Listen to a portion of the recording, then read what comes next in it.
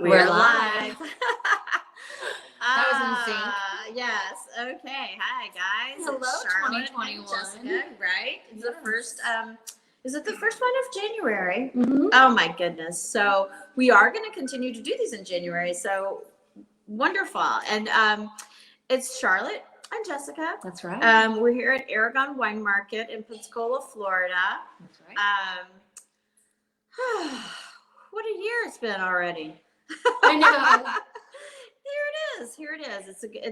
It is what it is. We're excited to move on into 2021. I don't know what the world holds for us, but we are moving into it, and we'll see where we go. New year, new me. Yay. I mean, I don't know. People It say started that. I don't today. even know How's what it that going? means. So You feel good? Feeling Yeah. tired today? yeah, little bit feeling tired? good, feeling Yeah. good, but yeah, a little tired. So, but let's talk about what's going on in the store. Yes. January is always a little slow, so it also is probably a good time to come in for personal attention if you want some personal attention at the store. We've got the shelves stocked still. I mean, we've got plenty of stuff on the shelves. A lot of times at the end of the year, things get a little slow. And I will say that we have struggled a little, as everybody has, with keeping some things in stock because there is an inventory issue in the United States. Right. And we can fix about that maybe more, but it's. And I know that one of the wines that we're going to be featuring tonight is definitely one that we have, not from a lack of ability to get it, just because it's so popular, haven't been able to keep it on the shelf because it is so amazing. That's and true. so delicious. That is true. The Lafage. Both of them, actually. Yeah, both of them, truly. Yeah, the red and the white for tonight. Yeah. But That's a yeah, good point. but I did see an article because I would send in my orders of stuff that I knew that people love, and I was like, and I'd get the response back, out of stock, out of stock, out of stock. I was like, why? Why is it all out of stock? And apparently it's just a thing that's going on right now, and we're having trouble keeping certain things in stock. So don't be sad if when you come in you may not have exactly what you're looking for. Just know that you are among the others that your favorite. I know, like the Tres Sabores Porque No has been out of stock for 6 weeks, maybe longer. It will be back. But it'll be back. We keep ordering. Definitely. We keep ordering it. So whenever I get a phone call with someone looking for a wine that I'm not so sure that we have on the shelf currently, the first question I always ask is, do you need it immediately? And, we all have those times where we don't pre-plan per se, and we do need it immediately, and we're looking to pick up something on our way to dinner or on our way to an event for someone. Right. But if you ever have a special order that you do want, or that you're going to need in the future, and there's something that you specifically want to have, we can always do that special order for you. Yeah. Make sure we have it in the shop. For if we sure. don't For have it on certain. the shelf. yeah. Definitely. And sometimes you need to plan in advance, and sometimes you don't, but Yeah, definitely absolutely. better to plan in advance. Let's go ahead and bring Fix in. We've got trivia tonight, and we've got Monsieur Fix. Hello. Hello. Hi, Carol Moore. Hi, is Carol. Also, Carol Moore just joined us. Thanks, Carol, for joining us. We're going to have a fun trivia tonight. Hey, Michael, I was just talking about we're having some problems with inventory, and there was an article I read that we're not the only ones having problems with keeping things in stock at the end of the year. This year more so than any other year. Can you give us a little insight to that? I think there's a lot of different parts to that. I think that there's been such a larger impetus on retailers in general that I think there's a lot of wines that are going to all sorts of retailers in higher numbers. Some of those are bigger warehouse type retailers, of course, whether they be an ABC or Costco or whomever. So there's some bigger purchases that have happened for that. There's also obviously some reduction in inventory from fires in California and other places over the last couple of years that have reduced some of the yields on a lot of these wines also, and you're going to see that continue, I think. Then, of course, there's the holiday business, which happens every year, Right. where depletions happen pretty rapidly sometimes more than you might expect for certain wines. And sometimes those things do happen when you don't expect that one thing might sell out completely, whereas it never had for previous years. We also have obviously COVID concerns with certain imports, where less of certain imports have been brought in. And in the case of South Africa, for instance, they had a complete shutdown on Yeah, all I imports, heard that. Yeah. which they've done a couple of times. So that's actually reduced quite a bit. I know that's not a segment that a lot of people have necessarily. People aren't necessarily knocking down your doors for South African wine, but that's just another instance. Right. So we've also have some things that we order less of because of some tariff increases that have happened over the last or 2 years, really. And there's just a new French tariff that just went into effect this week, unfortunately. So if you are French wine lovers, and there are many out there, just be aware it's, we're not jacking up our prices. It trickles down. So unfortunately, the consumer gets the brunt of that. But yeah, so I think that's part of it too, because we're gonna, as a wholesaler, we're probably, if we're seeing those things sort of taper off and not have the same kinds of sales because they've gone up a few dollars, we're not going to keep as much in stock because it doesn't make sense to do that. So there's a wide range of different things. I think this one was definitely one of the years that I think was worse than I've ever seen. And I think it's because of all those factors. I think it's just people are buying more wine for home consumption. You would think that if you had more restaurants open, that actually that would be the reason why, because restaurants go through significantly more wine sometimes with wines by the glass. But we've seen a lot of people just buying more wine in general. So I mean, that's we're all stressed. And there's also a lot of suppliers. Some people are kind of no, we don't want to necessarily bring on too much of something when it's not selling either. I mean, it doesn't make sense for us to do that. It doesn't make sense for us, and it doesn't make sense for our wineries. It's unfair to them to do that too, because then we can't go on to their next successive vintages as well. Or so that it's been a weird year. Like I said, it was 2020.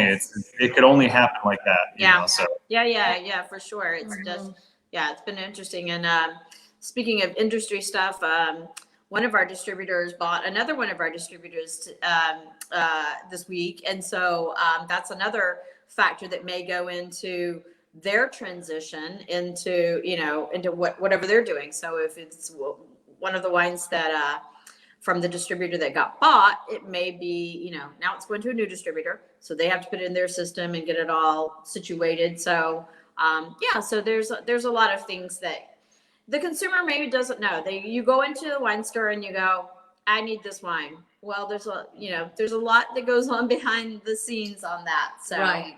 And I think we touched on this the last show, perhaps, just because we were talking about bubbles, and not to obviously say any specifics, but around Christmas and New Year's, people would come in asking for a certain type of champagne and just couldn't understand why we wouldn't have it. And when I really wrapped my brain around it, it made so much sense comparatively. For a big supermarket or a Costco or whatever that's ordering X amount of cases, their cost their retail is less than what our cost was on the item. Yeah. And so it's a challenge for small businesses sometimes whenever you're not purchasing that, 20 cases of something. Well, and that's usually on the wines that I would say are some of those well-known mass-produced wines. And that's why we've always said unique and affordable, because we like to try and find, we do have some of those, but we also like to try and find some of the wines that, you don't see in the supermarket. Absolutely. So. Absolutely. So we're having trivia night tonight.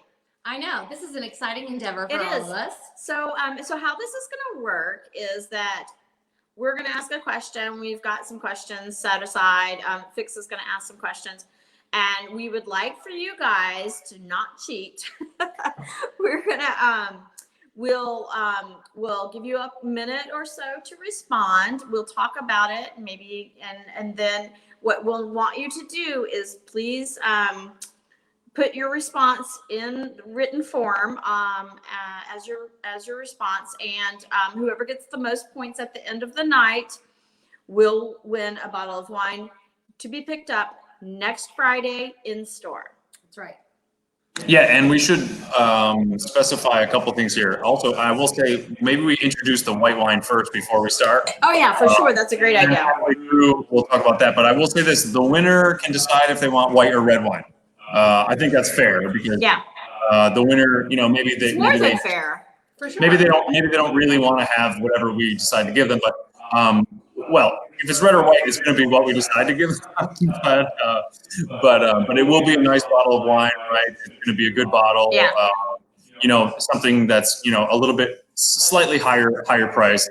But we'll give them that option to say, hey, we want a white or a red, and that way they can, you know, even if it's not a style that they want when they come pick it up, or they usually drink, at least they'll be able to share it Yeah. with family or something like that, and enjoy it, or maybe expand their horizons, as we always say. You know, when you get something like that, there's no better reason to then learn about the wine. So yeah, we can talk about the white wine here before we start. And then I just want to stop you and say we appreciate Michael Fix and Winebow are the ones that are donating the wine for this trivia night tonight. So Absolutely. thank you guys. And they also have the Lafage Côte Est, They do. the white wine that we're featuring tonight, which is delicious, and it has a beautiful label. It does have a beautiful label. Very springy. Mhm. It's a wonderful blend. I would say it's I mean, it's got a light crispness to it, but it's also got Chardonnay and Roussanne in it, so it gives it more depth and interest. It is definitely an interesting wine. You know, it surprised me whenever the first time that I had it. It's fermented in stainless steel. And I'm in love as much with the buttery and oaky elements. So often that's you. in Yeah. Chardonnay. And so the first time we tried it, I automatically loved it because it didn't have that heaviness to me. It was light and crisp and refreshing. I loved that it was a blend of the Chardonnay with the Grenache, but the Roussillon, that was a grape I'd never heard before. And they call it Rollet on the front of the bottle. And so I was fascinated. Yeah, I didn't even know until just now that it was Roussillon. And so I'm fascinated by that grape because I haven't seen that often. So that's and we'll let you jump in, Fix, but Roussanne is a lot seen in white Bordeaux's, Roussanne, Marsanne. That's, you see those as blending grapes in white Bordeaux. So Rhone. and Bordeaux. Oh, we're not going to argue. It's true. All right, but tell us some more about what you think about this wine, Fix. And we have a theme that we keep talking about with these wines, that they have lees contact on them. So as a stainless steel wine that's aged in stainless steel but aged on the fine lees, we've had, I don't know how many wines, at least half a dozen white wines that we've talked about that have had lees contact on them. That's why I think this wine is really great for people who maybe even like Chardonnays that have oak on them, but Yeah. again, it doesn't have an oaky flavor to it or even the same kind of texture, but it has more of a deeper profile to it, a little bit more complexity, a little bit more of a more well-rounded mouthfeel to it. This comes from, you know, southern France, but really west and southwest of even Provence and Languedoc, going closer to the Spanish border. Which is a very cool area. If you've never tried any wines from there, a lot of them have that kind of petrol-y kind of weirdness that you just don't find anywhere else in, I mean, I would just gather to say the world. Yeah, and this is like mostly Grenache Blanc, like we said, and then Chardonnay, and then Roussanne. And so, you know, it's got really terrific acidity to it for the fact that it's a more of a medium bodied kind of wine. It still has a really good crisp finish to it. And I love that the Côte Catalan region, that this is where it's from. You see those flowers on the front label that have that little Spanishy look to them. They almost look like mosaic, like tiles, like Spanish tiles. And so there's this really fun intersection of this part of the country in France between Spanish and French culture. And I think that's why you see obviously Grenache Blanc here, which you see in the Rhone as well. But of course, Grenache wines are obviously really popular in Spain as well. But the varietal, whether it be mostly red, but still, this is a mutation of that. but you see this really great wine, and this is from Domaine Lafage, and a lot of people who are familiar with the shop are probably familiar with the wines from the Rhone, from Languedoc, Languedoc-Roussillon, like the Tessellé that we've had here several times, or the Bastide, or the Cuvée Nicolas. So these guys are pretty well known producers for our customers that are here and around Pensacola. They're actually some of the better selling wines from the Languedoc are from Lafage. And most people don't know their whites. They're familiar mostly with those red wines. So it's a really fun way to experience a different part of their. That whole area it's interesting because the southwest of France kind of reminds me of the southwest of the United States, because it does have that sort of Spanish in that case, and maybe Mexican in our case, feel of, it's kind of deserty, and it's got that adobe kind of look to it as well. So, all right. So, are we ready for trivia? Hopefully everybody's gotten their white wine. It's delicious. And here we go. We're going to start with the very first question. I'm not going to say it's a give me, but it is which grape is used to make Blanc de Blanc champagne? So Blanc de Blanc, we all know, is a champagne style, and it is white grape. I will give you that. Hoping that somebody, come on, people. We just talked about it last week too, right? Or We did. Yeah. Were we? What was it? New Year's Eve? New Year's Eve. Oh my God! A week ago today. Okay. So, so champagne comes, they come in, there's 3 grapes that are in the regular champagne, brut. And 3 grapes. Okay. So somebody just joined us. What grape is used to make the first Blanc de Blanc champagne? That's right. If you think you know the answer, you're going to post the comment. Yeah. And then comment. the winner at the end of the show, So we know there's comments, 3. is going to get a prize and get some wine. What did Josh say? Okay. So anyway, I don't see any answers. So I'm going to go ahead. Oh, we've got somebody new joining us. All right. So the question is, what grape is used to make Blanc de Blanc champagne? If you know the answer, go ahead and put your, go ahead and tell us via your comment. Meunier. Caramore. Guess again. Thank you. Negative. Guessing. One more guess, though. One more guess. It's a white grape, because Blanc de Blanc means white of white. So, and it's actually Caramore's favorite grape. I'm going to just give you that, Caramore. It's your favorite grape. Come on. And it's delicious. It's actually champagne. That's my favorite champagne style.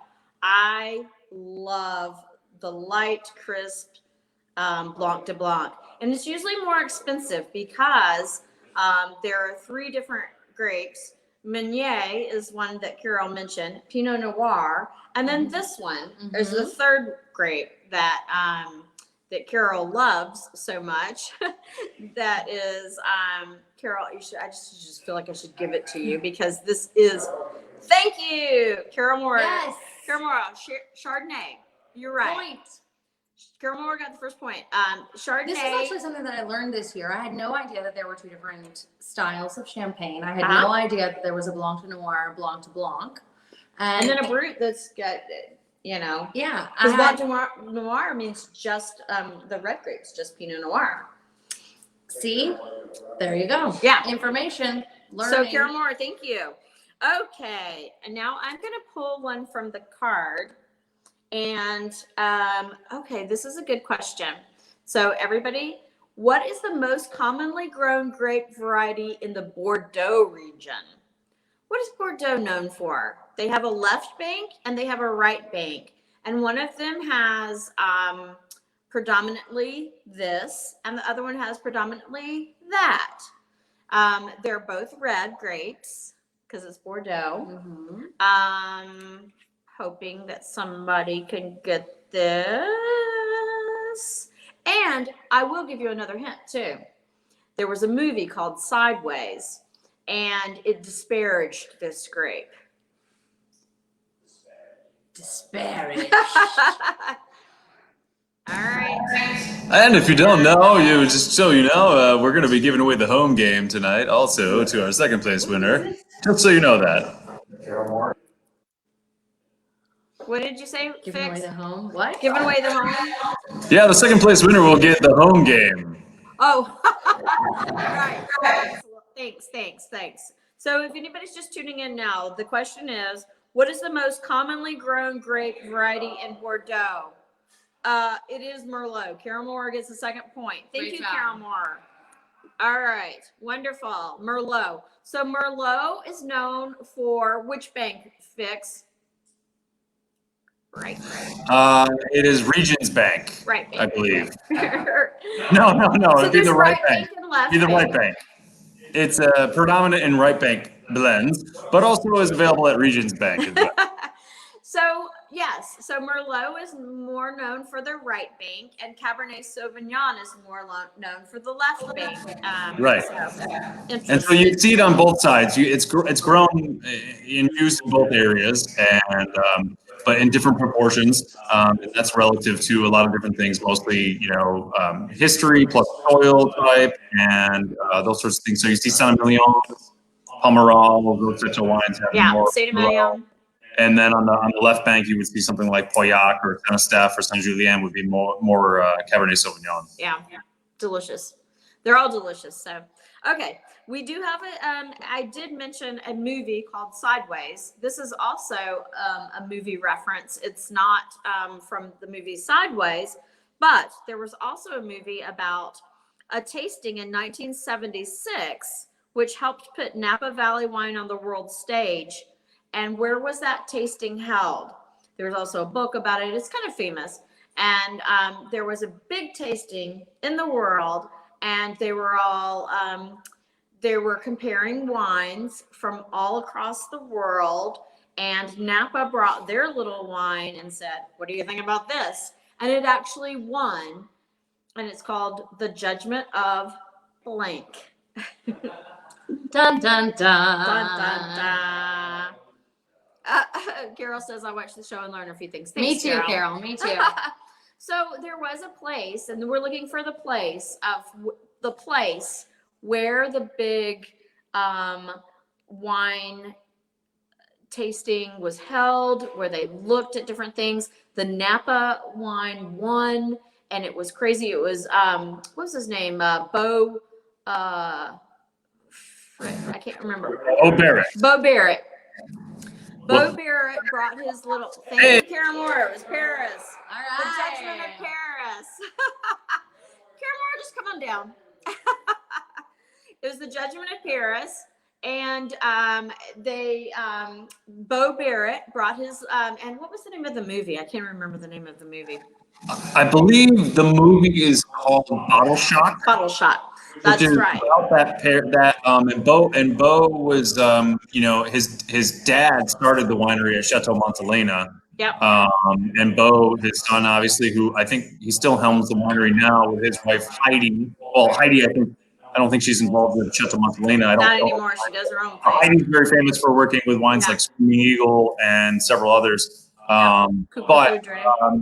But yeah, so Stephen Spurrier was the British expat who had a wine shop in Paris who was starting to get exposed to these American wines and was deciding to start, hey, there's some really great things going on here when he visited Napa. And then he smuggled in some samples, I think, back to France and was able to sort of conduct this tasting. The movie takes a lot of liberties, but of course that's what makes it a movie and fun. Right. But the book is very good. There was a journalist, American journalist, who went there to cover the event, and the book is quite good.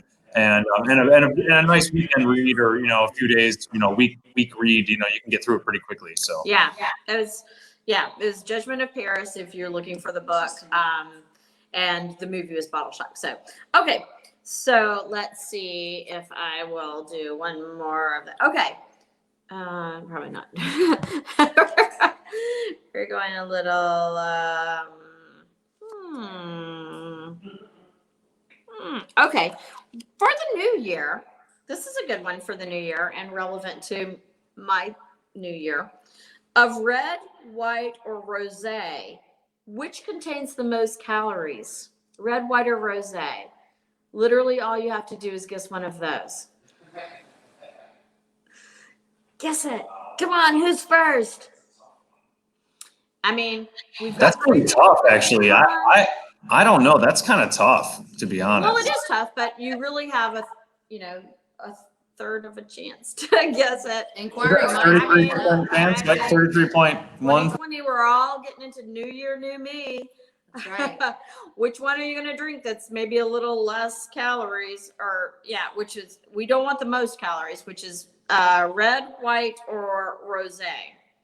White. Carol says white. Somebody else got a guess? She's still going to guess. So she's still going to win it because nobody else is guessing, you guys. Come on. There's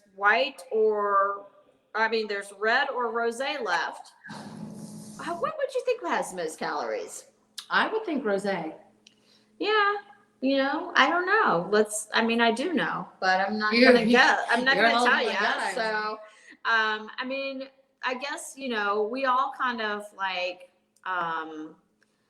we're a little bit watching what we do. I think most glasses of wine have about 100. She said, no, it's red. That's why I only drink white. You're right, Carol.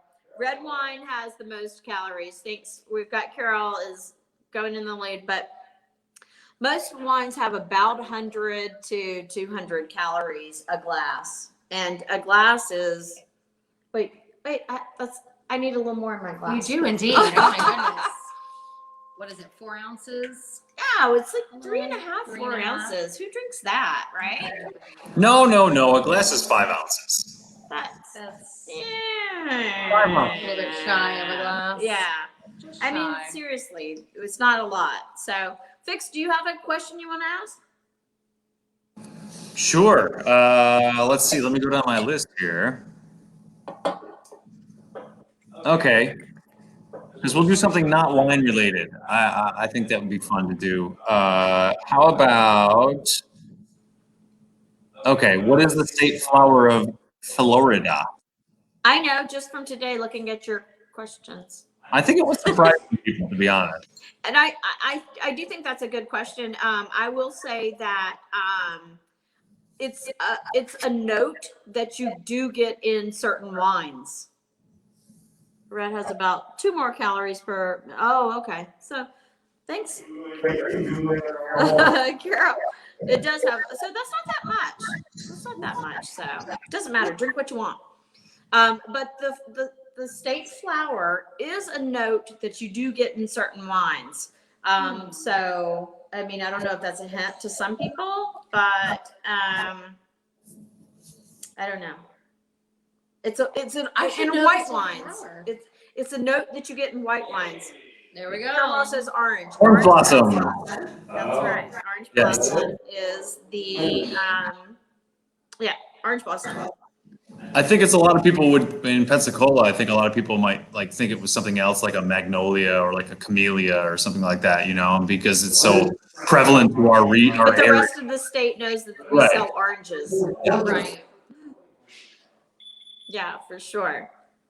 It's all about oranges. Okay, let's see what I've got next. So, here's a good question that nobody knows. We hope. We hope that you guys do know. So how long has Aragon Wine Market been in business? So I started blank years ago.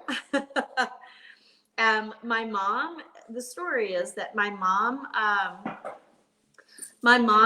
wanted to have a place that she could do a rental business. And I started to think that I wanted to do a place that I could do a retail wine store. I had traveled some and met some people in the business and thought it would be cool to bring some of their wines in and just, I don't know. It was a stupid idea, but look what happened. So, we couldn't figure out where we were going to do it. So, I was thinking Gulf Breeze. She was thinking downtown, and she lived here in Aragon. And I said, why don't we buy a lot? You put a rental unit upstairs. I'll put a wine store downstairs, and we have the building together. So Mom and I bought the lot and built the building together blank years ago. If somebody can fill that blank in, that you will get a point. So it's been a wonderful ride. I didn't realize how much I really like. Oh, I'm going to disqualify myself. I know. No, you don't. Go ahead. Go ahead, Carol Moore. Don't disqualify yourself. If you know the answer, that's how you win this. Let us know. Please tell us so we can move on to the next question. But it's been a great run. I've been really happy. I didn't realize how much I enjoyed serving people and helping people find what they were looking for. I just thought it was going to be a write-off for my travel and trips, and joke was on me. You don't get to have travel and trips when you actually own a business. You have to stay here and take care of your baby, and it's been wonderful. And come on, Carol, just post it. Just post it. But it has been a great time. I had my puppy dog here, and he's passed along, and I've had customers that I've loved and have passed as well, and it's just a really an experience that I can't even. I mean, I'm trying to describe, but it's either 12 or 13. Carol, we're going to give you for 12. It is 12 years that we've been in business now, and it's been, like I said, wonderful ride. So thank you guys all for coming and supporting us too. So, all right. Good job, Carol. You are in the lead I know, with, Carol's in the lead. how many does she have? She has, I think, Trying a little over 8 or there. 9 to nothing. Yes, but, all right. Fix, you got a question, or you want me to go? Sure, yes. For everybody out there, let's do something fun. We'll do another wine one. Madeira is a type of wine from which country? Madeira is a type of wine from which country? So I didn't really hear you say that again.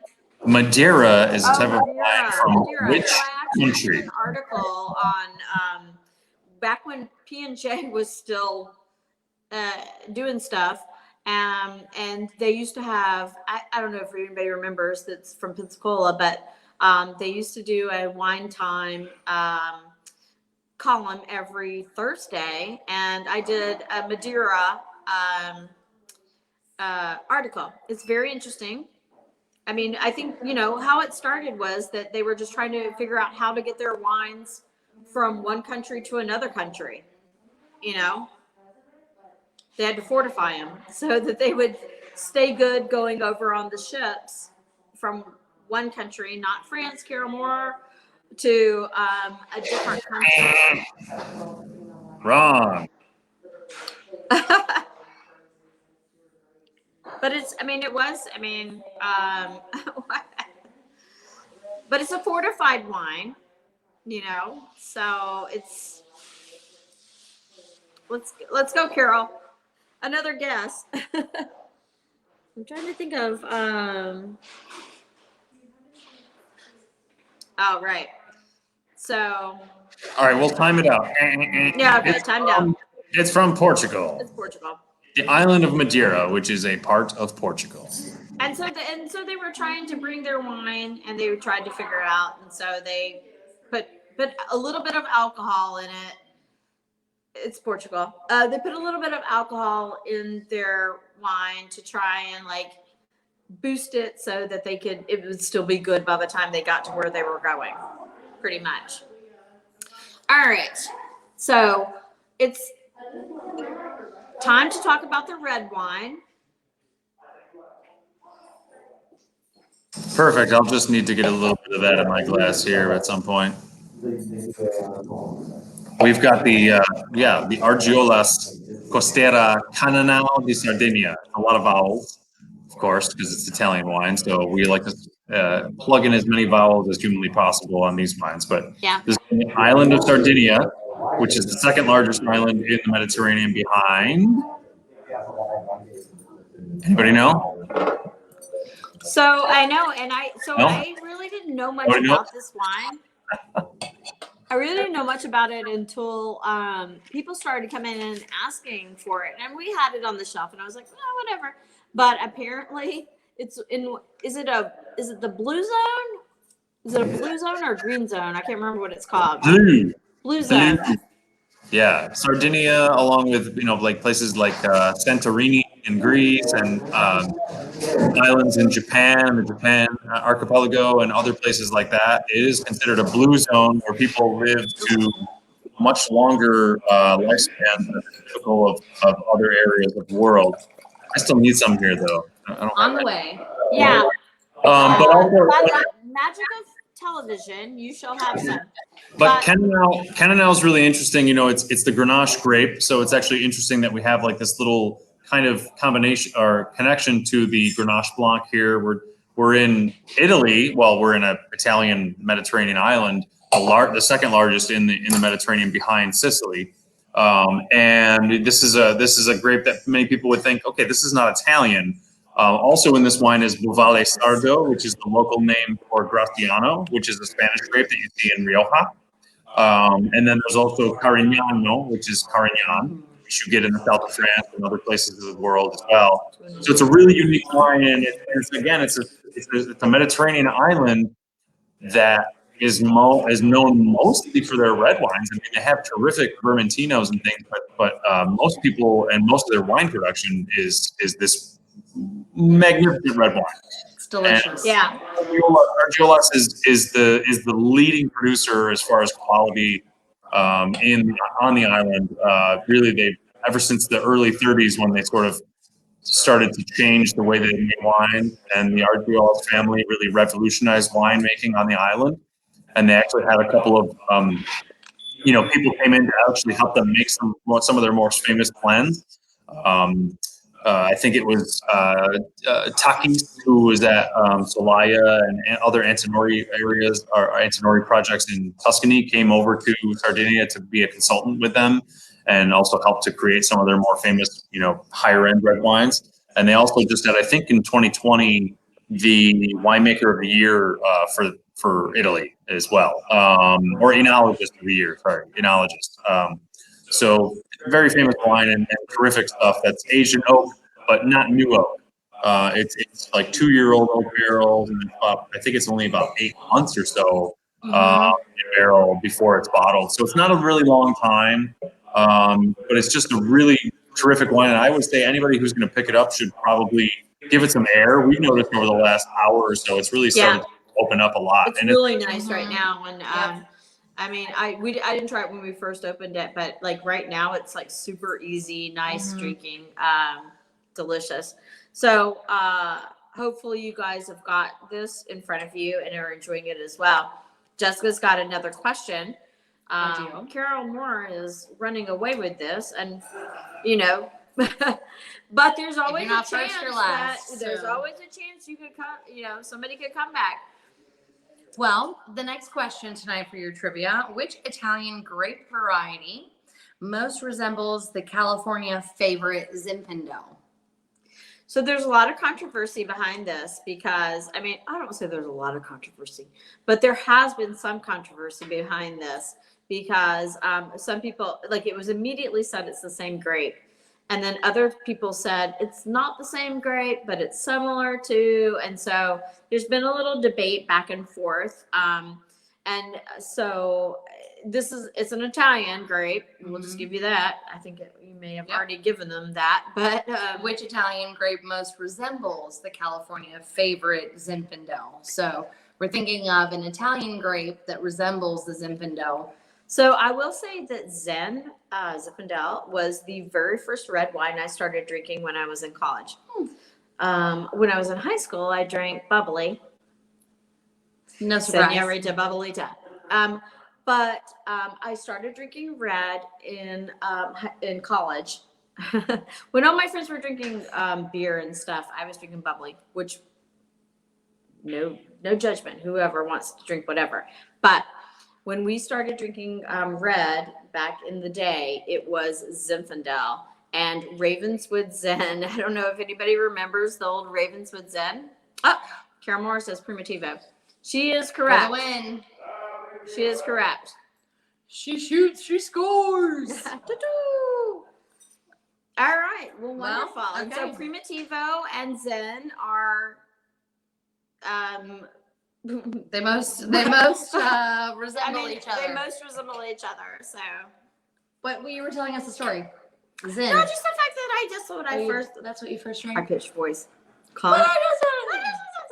Yeah, so Zen was my my jam, and so when I very first went out to California to wine country, I ended up going to Ravenswood. It was way back when I can't remember his name now. He sold out Joel Peterson, I think was his name, and he owned Ravenswood, and he sold it out. But before, it was like one of those kind of tiny little places that you could go, and everybody knew your name. It was Cheers, It was the Cheers of Sonoma, but awesome. That's cool. So, yeah, it was pretty cool. Fix, what was the first red wine you drank? Do you remember?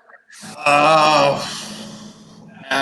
think that I enjoyed and that I like registered in my head, like that was like a what age are we talking? That's the other thing. I think the first red wine you register as being. I mean, Zen's mine. Yeah, mine was La Crema Pinot Noir. Was the first red wine I remember. I think that was probably maybe 19 or 20, and I remember getting into Australian wines. And full disclosure, my dad owned a bar for 40 years, so I've been around alcohol for a long time. I love the thought of a little fix toddling around a bar. Little fix in a bar for some Yeah, reason. and also my family's Italian on my mother's side, and so we always had a lot of wine around. I remember drinking Riuniti and blush wines and like Bola and that kind of stuff. Not drinking them, but like tasting them, being younger. But I think when I first started registering that there was such a thing as like fine wine, I remember being in college, the first year of college, the second year, and I remember drinking from, I think it was Rosemount Estate. Totally. Not a name you see very much No, anymore. but that was good back then. Yeah, it was like a Australia. Shiraz. It was like a Shiraz blend, and I think it's not Australia. uncommon. Yeah, it's not uncommon for people to, when they first start drinking kind of wine regularly, or even just get into it, that you start to kind of focus on some of the more bigger, fuller-bodied wines, because Yeah. I think they're a little bit easier for your palate to kind of figure out, because there's a lot more alcohol, there's a lot more fruit. Zinfandels are popular for that. Shirazes and things like that, for sure. and even Napa Valley wines to some degree. But the first really, really great wines I remember really loving and being like, wow, there's more to it, which I don't drink enough of anymore, but were Riojas.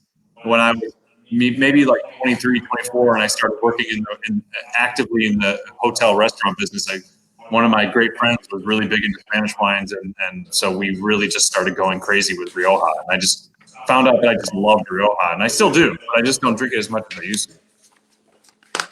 Well, that's much more of a sophisticated palate than I think I ever had back then. Yeah. You like Ravenswood Zinfandel? That's a terrific Zinfandel. I mean, when Ravenswood is famous. That's maybe not so much anymore, but it was. No, and they still It was the they still benchmark. have. It was the benchmark for Zinfandel, and the Peterson family and Morgan, who does his own wines now. I mean, Joel's son. I mean, they're great winemakers. Yeah. No, I agree. I miss going out there. I hope that someday soon that we'll be able to all travel. I know. I feel like that's a part of the wine merchant endeavor that I haven't gotten to enjoy as a Well, in I the sense would of not having the availability. It's not even that I would have traveled. It's having the option to have. You know Yeah. what I mean? Like having the option to have gone and done that. Well, the that- good news is that you work for a wine store now, and you can. Hey, Alan Keys. Hi. You're late. You're late. You might. You've got no chance of winning, Mr. Keys. Some of these. We're having trivia tonight, Alan Keys, and Carol Moore is Killing winning. it. She's a winner. But you know, the good thing is that we'll talk about this later, but you could still go out there and meet people, because that's the thing about the wine industry, is that it's a tight-knit, loving community, and doesn't matter if it's California or if it doesn't matter if it's Oregon, Washington, you know, everybody is just wonderful out there, and And I think we've really they'll hit put on you up and Yeah. all that stuff. We've so. really hit on the family aspect and the you know, over the course of these Yeah. virtual tastings, just that these are beautiful vineyards, these are families, these are generations of people Yeah. that are producing these wines, and you know, certainly to have the opportunity to travel and see them, whether you can stay at their bed and breakfast or stay in their town and just absorb everything there. I mean, I'm sure it's territory. Yes. Think about the people who've come here, you know, like Bibiana Yeah. Lafage. She was scheduled to come here a couple of years ago, Right. but couldn't make it for some scheduling conflicts that happened. And but she wants to come. She wants to see people. Right. Yeah. She's a rock star. Julie Johnson is a rock star. She wants I people know. to come out to Tres Sabores and have some pomegranate and some paella and have fun. And Bob Biale I want has Julie been to Johnson's Festival paella. twice. I'm just You know, saying. 3 times. How 4 times. fortunate it is that over this last year we've been able to talk with these people virtually, and Absolutely. this is just us doing trivia tonight, but you know, next week that we've got a bunch of other things lined up for the rest of this month and into February, that we'll also still be talking with these rock star people, these incredible people. And so we're lucky to do it. And honestly, if you said, hey, you know, I saw you on Aragon's page, and, you know, we want to come out, they would host you, because that's how they are. I mean, that's the wine community, you know, that's how it is out there. That's how it is with any winemaker or winery that's not kind of a larger corporate entity. I mean, they want to see people. That's how their wines get discussed. That's how their wines get bought. I mean, quite frankly, you know, when people go and visit them, and that's why they, you know, really make an effort to have hospitality, just like any great restaurant or hotel would, because they want people to enjoy their wines in the setting that makes sense for them. And that's why a lot of wineries have just really beautiful, picturesque, and wonderful places to relax, because they want people to understand that this is where their wines make sense. It's in a comfortable and awesome setting, right? So hopefully, when we can all travel again, and I'm guessing, I'm hoping by the middle of this next year, Fingers crossed. we can start to do that stuff again, and then go overseas too, which I'm really looking forward to. Yeah, me too. Definitely. So we are going to call it. Carol Moore has won. All right, you won. I was All right. going on a limb, and she can correct me if I'm wrong, but Fix, I think she's going to want a white. You let me know, Carol. Yeah, that's right. You let us know, Carol, because whatever you want, you can have red or white, and it will be here next Friday in store for pickup. And I hope I see you. Actually, which is funny, is I was just driving home today and I saw Carol on the street. She didn't see me, but because I was driving, but I was like, oh, there's Carol Moore on the street. But Universe. You drive? You drive? Sometimes I drive. We touched on that this a moment ago before we move on and end the show. I know we got about 10 more minutes, but I think that's a really important note of What, for sure. See you for next Friday. just like the change of process of the virtual broadcast, people still ask, what's a virtual wine tasting? What do you mean virtual wine tasting? How do you taste wine virtually? Is the comment, and I always say the same thing, which is that made me make it. We wanted to find a way to change our processes and be able to take our component of the in-store wine tasting and bring it to a platform in which we could still represent these amazing wineries, these amazing vineyards, these amazing families. And meeting people that you wouldn't see in store. Absolutely. How do we still sell our wine and connect these winemakers with our consumers, with our customers, and make sure that they're getting these amazing products in their home? And, Fix and Charlotte and I, we got together on this platform of the virtual broadcast was the best way for us to each week announce a wine that we're featuring. Certainly we have other amazing wines in the store that you can certainly purchase.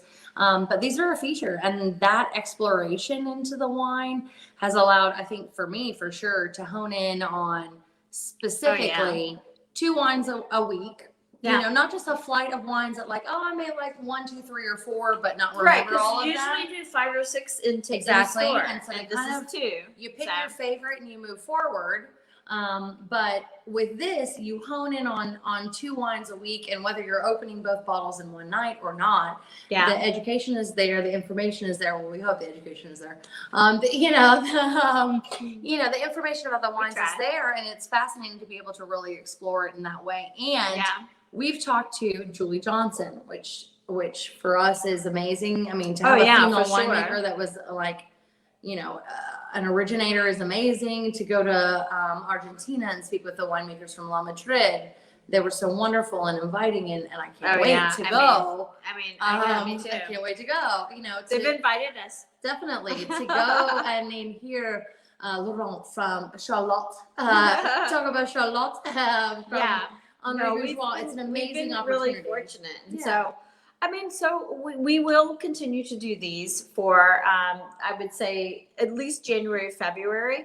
We hope you guys will still enjoy us doing this without prizes, but with knowledge, like Carol said, and it's wonderful, and it's a lot of we're able to bring in people that you wouldn't see in the store, and so. And then we hope in February or March we'll all be here together, and we can drink outside. We can do whatever. But the fact is, we're doing this for now, and we'll see where we go from there.